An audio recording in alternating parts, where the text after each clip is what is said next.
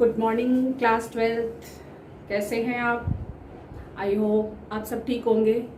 तो आज हम अपनी स्टडीज स्टार्ट करने चलते हैं चैप्टर की ओर।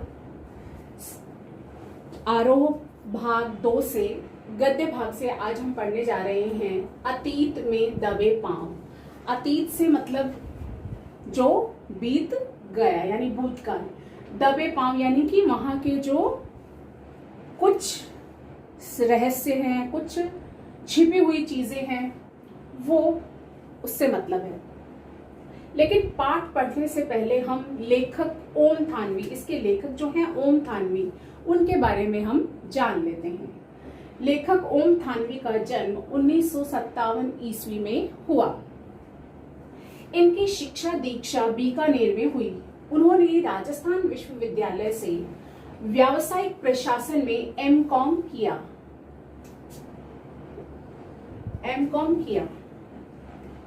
ये एडिटर्स गिल्ड ऑफ इंडिया के महासचिव रहे। 1980 से 1989 तक इन्होंने राजस्थान पत्रिका में काम किया। कहाँ काम किया? राजस्थान पत्रिका जो अखबार है उसमें काम किया। इतवारी पत्रिका, ये भी एक नाम है, इतवारी पत्रिका के संपादन में साप्ताहिक को इन्होंने विशेष जो है प्रतिष्ठा दिलाई। अभिनेता और निर्देशक के रूप में ये स्वयं रंगमंच पर सक्रिय रहे, यानी इनकी रुचि जो है रंगमंच में भी थी। इनकी गहन दिलचस्पी साहित्य, कला, सिनेमा, वास्तुकला, पुरातत्व और पर्यावरण में है, जैसा कि आप पाठ में आगे भी पढ़ेंगे। इन्होंने 80 के दशक में centre for science environment CSC की फेलोशिप पर राजस्थान के पारंपरिक जल स्रोतों पर खोजबीन कर इसके बारे में विस्तार से लिखा। इन्हें पत्रकारिता में कई पुरस्कार मिले, जिनमें गणेश शंकर विद्यार्थी प्रमुख पुरस्कार है। 1999 ईस्वी में इन्होंने दैनिक जनसत्ता के दिल्ली और कोलकाता के संस्करणों का संपादकीय दायित्व संभाला। संप्रति ये इसी समाचार पत्र के रूप में कार्यरत हैं। संप्रति शब्द का अर्थ है इस समय, यानी कि ये इसी समाचार पत्र के संपादक के रूप में कार्यरत हैं।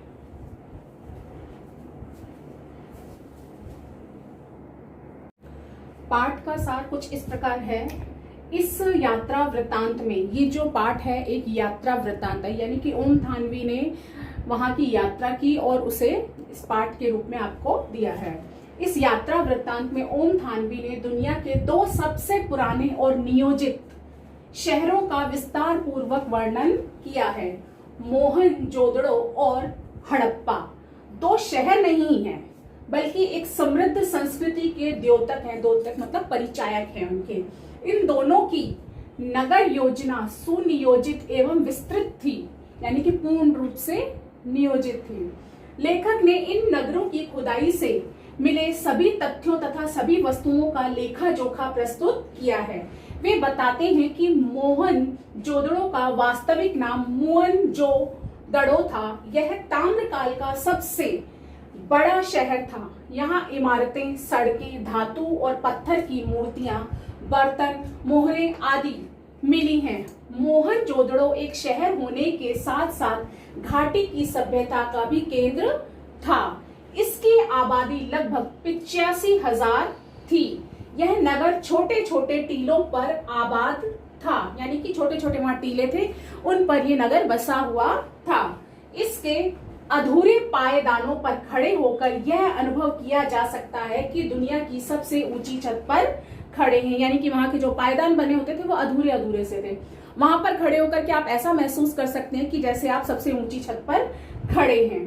अब तक मिले साक्ष्यों मतलब सबूत से पता चलता है कि सिंधु सभ्यता एक सुसंस्कृत और विकसित सभ्यता थी। ये तो एक छोटा सा सार है। अब बाकी जो पाठ है हम इन बिंदुओं के आधार पर इस पाठ को समझेंगे। तो सबसे पहला बिंदु है सिंधु घाटी की नगर तथा जल संस्कृति। दूसरा है मोहनजोदड़ो का अनूठा नगर नियोजन। तीसरा है संपन्न सिंधु सभ्यता तथा आडंबर का अभाव, यानी कि वहां पर आडंबर नहीं होते थे। सिंधु सभ्यता राज पोषित या धर्म पोषित न होकर समाज पोषित थी।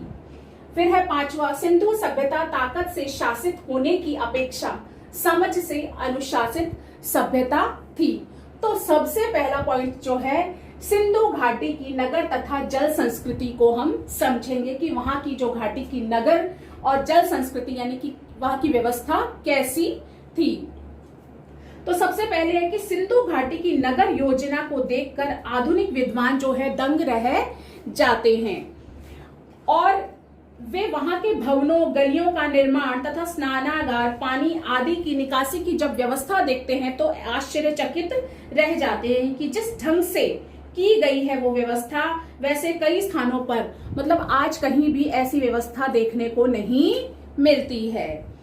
हम सिंधु घाटी सभ्यता को जल संस्कृति भी कह सकते हैं क्योंकि यहाँ पानी की निकासी, नदी, कुएं, स्नानागार आदि के बेजोड़ व्यवस्था थी। मोहनजोदड़ो के कुओं के बारे में विद्वान कहते हैं कि यह विश्व की पहली ज्ञात संस्कृति है जो कुएं खोदकर भूजल तक पहुंची है। यानी कि वहां के जो स्नानागार और कुएं वगैरह थे और पानी की निकासी यानी पानी के निकलने की जो व्यवस्था थी वो आज कहीं भी ऐसे देखने को नहीं मिलती है। दूसरा है मोहनजोदड़ो का अनूठा नगर नियोजन। वहां का नगर नियोजन किस प्रकार था? मोहनजोदड़ो के नगर के खंडहरों का अगर अध्ययन करके किया जाए तो मालूम पड़ता है कि नगर नियोजन जो था उनका अद्वितीय था, यानी कि वैसा नगर नियोजन आज कहीं भी देखने को नहीं मिलता है। वहां सीधी, चौड़ी और टेढ़ी सड़कें थी। लोगों के घर व प्रशासनिक भवन थे, सभा भवन थे, ज्ञान भवन थे और कोठार थे। आनुषिक यानी कि जो अनुष्ठान वगैरह करने के लिए वहां पर जो है अलग से व्यवस्था थी। महाकुंड बने हुए थे।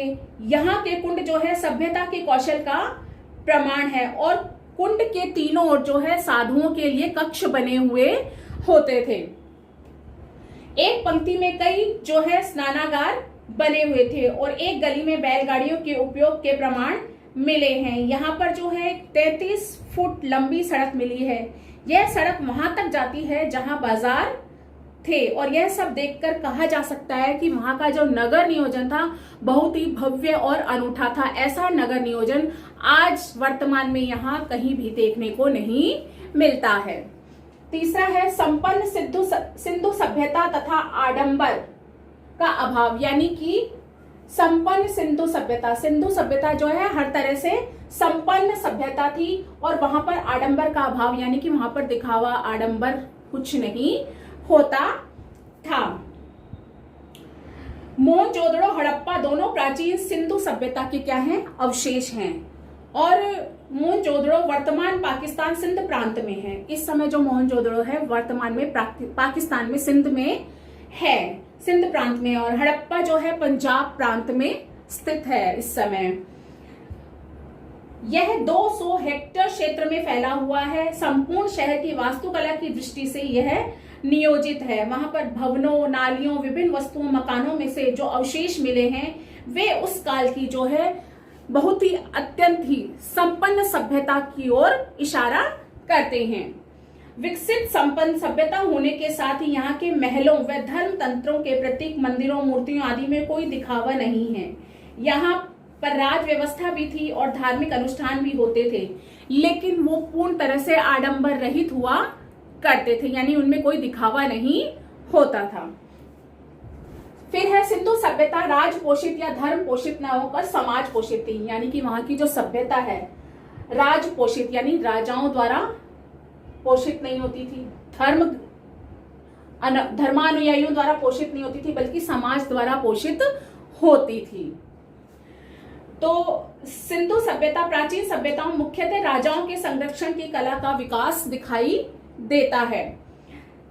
कहीं कहीं धार्मिक आस्था का भी, कला का भी सृजन होता है, लेकिन सिंधु सभ्यता न तो राज पोषित थी और न ही धर्म पोषित। उसके पोषण में समाज के हर वर्ग का हाथ था, यानी कि उसे पोषित करने में, उसे संभालने में, उसे बनाने में, उसे संवारने में समाज के प्रत्येक व्यक्ति का हाथ था। वह समाज के लोगों के द्वारा समाज के लिए ही पोषित थी।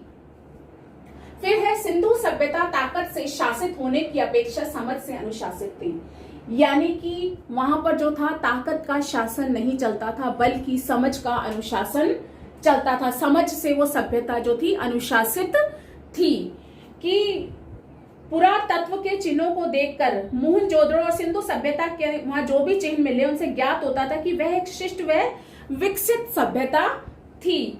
उनसे ज्ञात होता है कि वहां के भवनों के अवशेष, भवनों का नियोजन, वास्तुकला, मूर्तिकला, चित्रकला आदि में जो सौंदर्य है वहां के समाज का, उससे जो है बौद्धिक स्तर ज्ञात होता है। वहां धातु पत्थरों की मूर्तियां और उनसे बने सुनहरी मोहरे, खिलौने, आभूषण, एकदम सुघड़ अक्षरों वाली लिपियां जो थी तात्कालीन समाज की समझ की द्योतक है, यानी कि वहां का जो समाज था उस समय वो समझदारी का प्रतीक देते हैं। उनकी बनाई हुई वस्तुएं जो भी हैं, मूर्तियां हैं, मोहरे हैं, मतलब खिलौने हैं, वो सब क्या है वहां के समाज के लोगों की समझ का प्रतीक दिखाई देते हैं। समझ से अनुशासित सभ्यता, सिंधु सभ्यता में सर्वत्र कला का ही साम्राज्य दिखाई देता है, यानी कि सिंधु सभ्यता में चारों तरफ कला का ही साम्राज्य जो था दिखाई देता था। कहीं पर भी ताकत या प्रभुता के चिन्ह नहीं पाए गए। वहां पर कहीं पर भी जो है ताकत का और प्रभुता यानी कि अपनी प्रभुत्व का जो है ऐसा कोई चिन्ह वहां पर नहीं दिखाई दिया। किसी भी चित्रावली में राजा अथवा बलशाली व्यक्ति की चाटुकारिता या पूजा करते लोग नहीं दिखाए गए। वहां पर किसी भी बलशाली व्यक्ति की चाटुकारिता या राजा की चाटुकारिता इस तरह से करते हुए, पूजा करते हुए लोग नहीं दिखाए गए हैं। और यहाँ जो औजार मिले हैं वे हथियार नहीं है। जो भी चिन्ह मिले हैं उनसे यही ज्ञात होता है कि यहाँ का समाज किसी राज शक्ति की ताकत से अनुशासित नहीं था, कि वहां का राजा जो है अपनी ताकत से अनुशासित नहीं करता था, बल्कि प्रजा जो थी वो स्व समझ से अनुशासित था। वहां का राज्य जो था अपनी समझ के अनुसार अनुशासित था। तो आज जो हमने इस ओम थानवी की यात्रा वृत्तांत में पढ़ा, अतीत में दबे पांव पाठ में, कि मोहनजोदड़ो और हड़प्पा की जो संस्कृति है, वहां की जो वास्तुकला है, वहां की जो मिट्टी है, वहां के भवन, वहां के जो नगर नियोजन की व्यवस्था है और सभ्यता है, आडंबर का अभाव, समाज और अनुशासित सभ्यता के बारे में हमने आज पढ़ा है। धन्यवाद।